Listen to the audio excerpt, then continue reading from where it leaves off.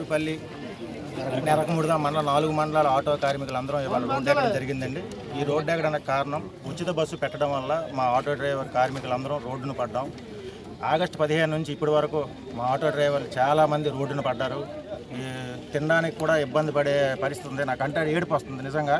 ఎందుకంటే నేను అనిపించాను, నాతో పాటు నా వెనకాల కార్మికులు చాలామంది, నేను ఒక స్టాండ్ ప్రెసిడెంట్గా నాతో పాటు ఉంటున్న ఇంచుమించుగా నా స్టాండ్లో 60 మంది సభ్యులు ఉన్నారు. 60 మందిలో 35 మంది సభ్యులు రోజు పూట గడవని పరిస్థితిలో చాలా ఇబ్బందుల్లో ఉన్నారు. అటువంటి కార్మికులు ఆంధ్రప్రదేశ్లో చాలామంది ఉన్నారండి. అటువంటి కార్మికులందరినీ ఆదుకోవాలంటే గవర్నమెంట్ ఈ ఫ్రీ బస్సు అనే పథకాన్ని, మేము ఫ్రీ బస్సుకి వ్యతిరేకం కాదు, మహిళల కోసం ప్రత్యేక బస్సు వేయండి, మహిళల కోసం ప్రత్యేక బస్సు నడపండి.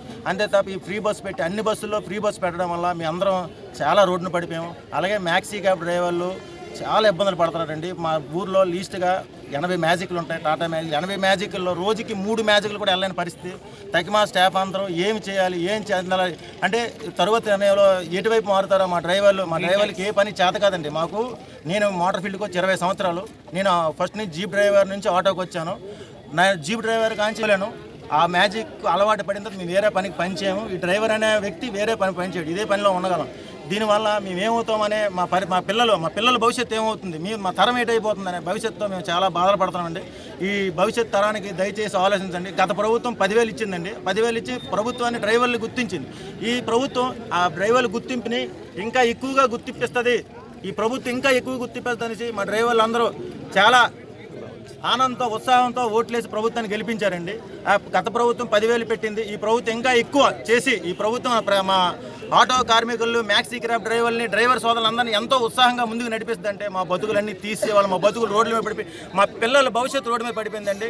ఇటువంటి పరిస్థితి వస్తారని మేము ఏ రోజు ఊహించలేదు. ఈ ఊహించిన తరుణంలో ఏం చేయాలో అర్థం కాని పరిస్థితులు ఉన్నాం. దయచేసి ప్రభుత్వం అంతా సహకరించి ముఖ్యమంత్రిగా చంద్రబాబు నాయుడు గారు, అలాగే డిప్యూటీ సీఎం పవన్ కళ్యాణ్ గారు మా గురించి ఆలోచించి, మా కార్మికుల కోసం ఆలోచించి దయచేసి ఈ ఫ్రీ బస్సుని కొంచెం ఆలోచించి దానికోసం మహిళల కోసం ప్రత్యేక బస్సు వేయమని చెప్తున్నాం. ప్రత్యేక బస్సు అంతే తప్ప అన్ని బస్సులు ఫ్రీ అవ్వద్దండి.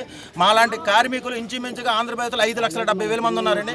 5,70,000 మంది కుటుంబాలు రోడ్డును పడిపోతాయండి.